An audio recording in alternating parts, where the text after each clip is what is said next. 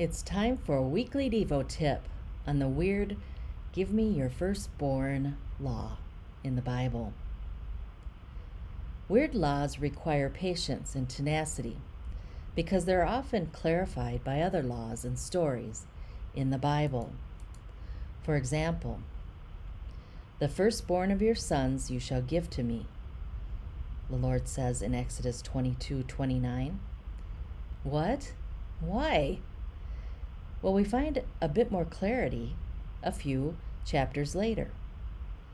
The Lord says, all the firstborn of your sons you shall redeem. None shall appear before me empty-handed, in Exodus 34:20. Okay, so this law is about redeeming the firstborn. But where did this idea come from? Eden. God in his mercy redeemed his firstborn human son with the sacrifice of an animal back in Genesis 3.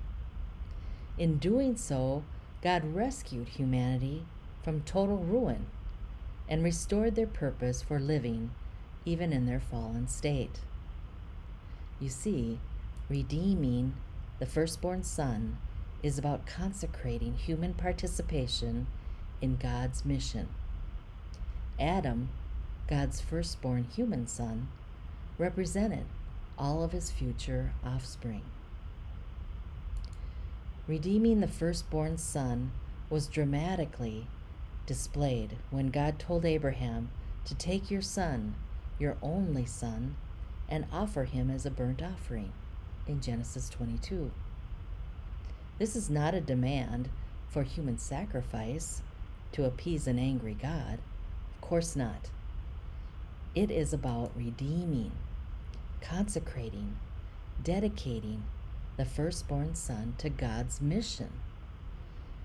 Burnt offerings could symbolize either atonement for sin or full surrender to God. So offering Isaac was clearly the latter, and Abraham knew it. He even called it worship.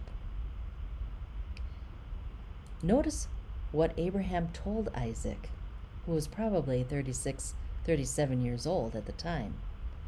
He said to him, God himself will provide the lamb for the burnt offering. Abraham trusts that a lamb will show up, or there will be a physical resurrection from the dead.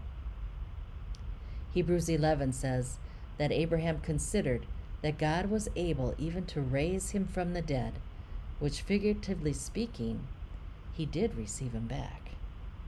Either way, Abraham's promise to return implies that he and Isaac will both come down Mount Moriah alive, which they did. God never intended Abraham to kill Isaac. This was a huge test about surrendering, consecrating, redeeming the firstborn son to God's mission. We see this again in Egypt when God consecrates Abraham's collective firstborn son. God says, Israel is my firstborn son. Let my son go that he may serve me. That's Exodus 4. Israel, God's collective firstborn son, was redeemed so that they could join God's mission as a kingdom of priests. The law of redeeming the firstborn son was ultimately fulfilled when God offered his only begotten son as the firstborn among many brothers.